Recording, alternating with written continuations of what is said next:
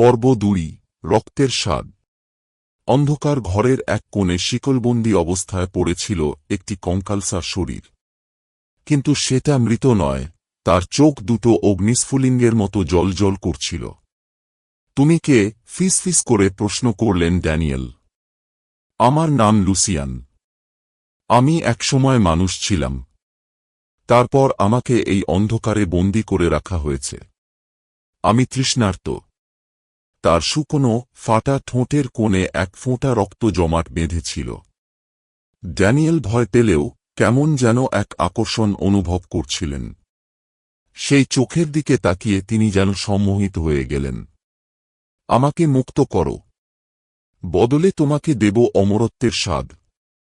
Daniel দ্বিধান্বিত ছিলেন, কিন্তু কেন যেন হাত এগিয়ে দিলেন। লুসিয়ান আচমকা তার হাত ধরে এক ক্ষীণ কামড় বসাল। তৎক্ষণাৎ উষ্ণ, গাঢ় এক অনুভূতি ছড়িয়ে পড়ল ড্যানিয়েলের শরীরে। মনে হল যেন আগুনের নদী বয়ে যাচ্ছে রক্তের ধমনীতে। সেই রাতে প্রার্থনার সময় তিনি প্রথমবার কিছু অস্বাভাবিক শুনলেন। তুমি এখন আমাদের একজন। তোমার আর ফেরার পথ নেই।